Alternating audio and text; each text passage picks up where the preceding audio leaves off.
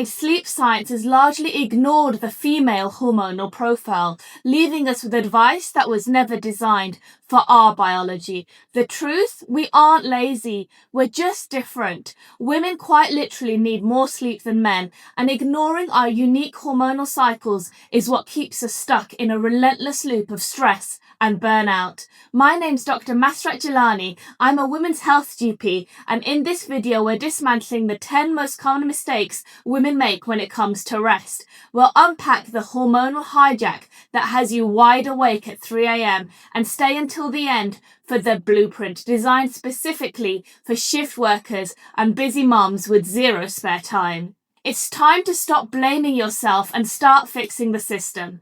Let's dive in. Your brain is a metabolic engine. While you're awake, thinking, deciding, caring, your brain accumulates what we call metabolic waste.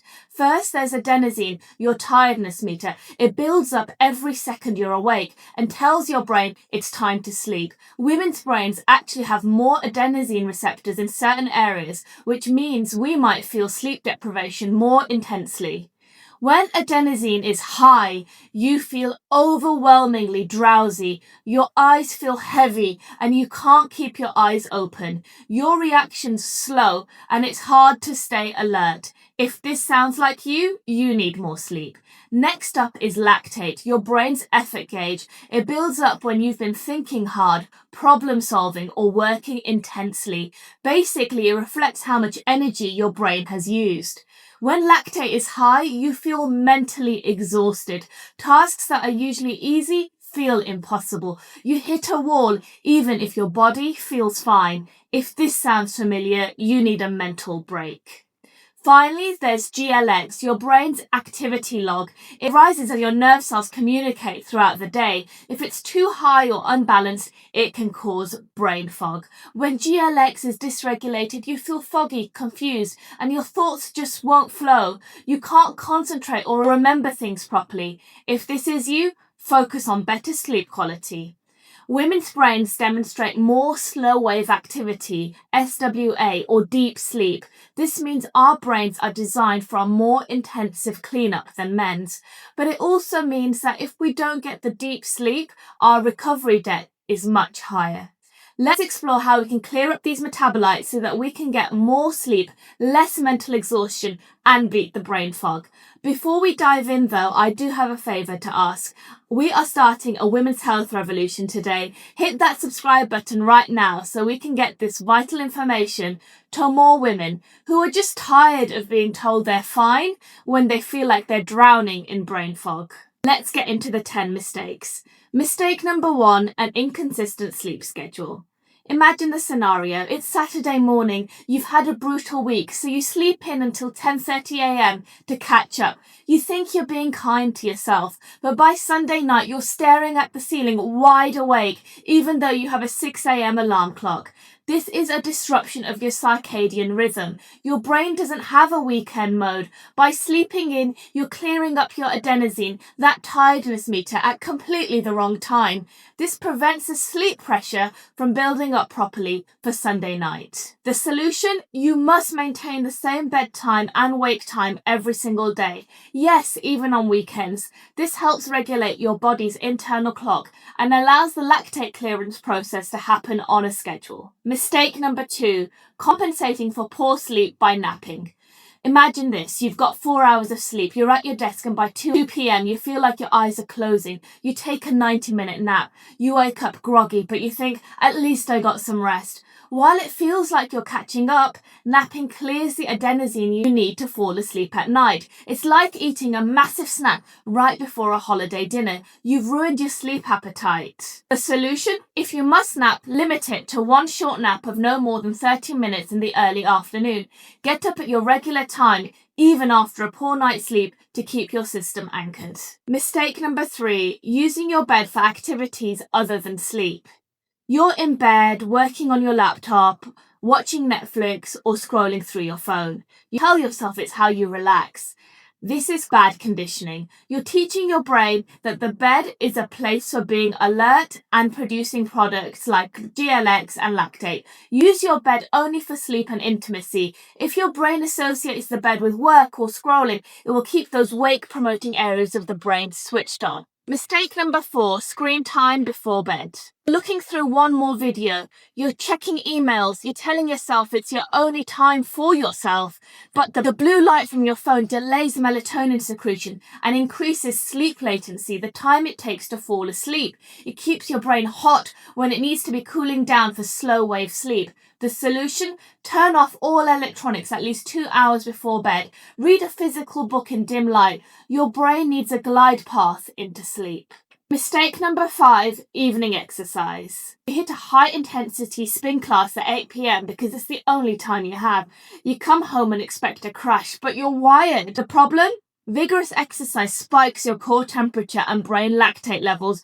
You need your body temperature to drop to enter deep sleep. So instead, exercise in the morning or afternoon and try to avoid strenuous physical activity within 4 hours of bedroom. Yes, low intensity and moderate intensity exercise do improve your sleep, but timing is everything. Mistake number 6, chemical interrupters. Caffeine, alcohol, and heavy meals late in the day. That 4 p.m. latte to get through the afternoon, and that 8 p.m. glass of wine to help you switch off in the evenings.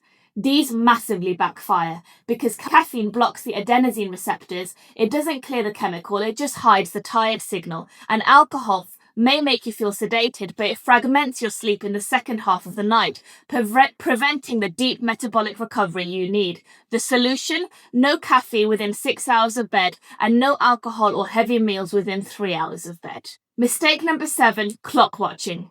Wake up at 3:15 a.m. and immediately check the time. You start doing the math in your head. If I fall asleep right now, I'll get 3 hours and 45 minutes. This triggers a fight or flight response. It spikes cortisol and makes it physically impossible for your brain to transition back into sleep.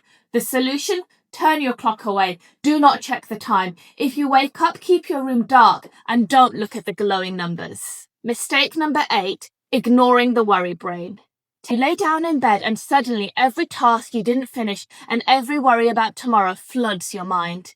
This causes a high arousal state. You spike your glutamate levels right when they should be falling. To fix this, use worry time. This is a specific evidence-based tool.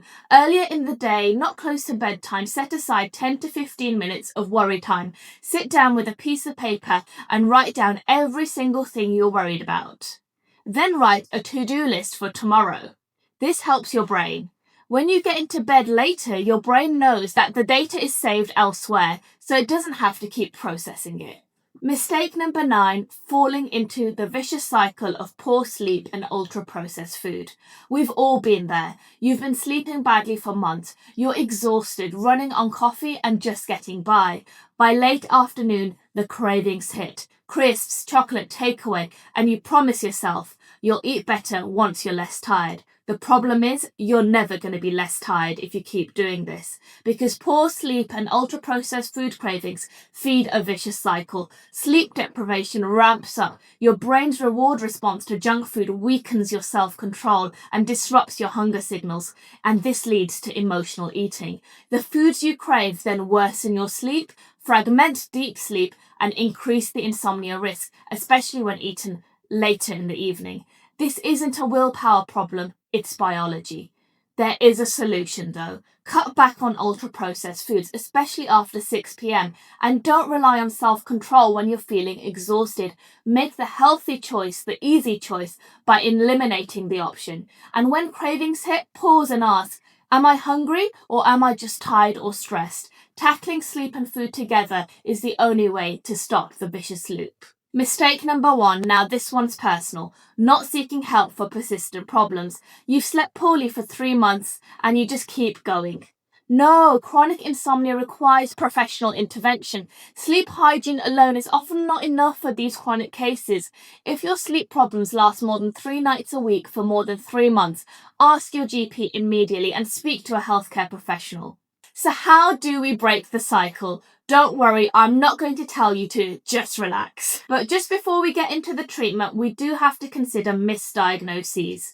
Women often don't present with classic sleep apnea symptoms like loud snoring. For us, it's often just fatigue, brain fog, or mood changes. So if all these protocols aren't working for you, that's your cue to escalate, not to blame yourself. Now let's talk about the absolute gold standard, the first-line treatment. Cognitive behavioral therapy for insomnia, CBT. Evidence shows this is highly effective for women, and you can start using 2 components today. Number 1, stimulus control, aka the 20-minute rule. If you cannot fall asleep, or if you wake up and can't fall back asleep within 20 minutes, get out of bed.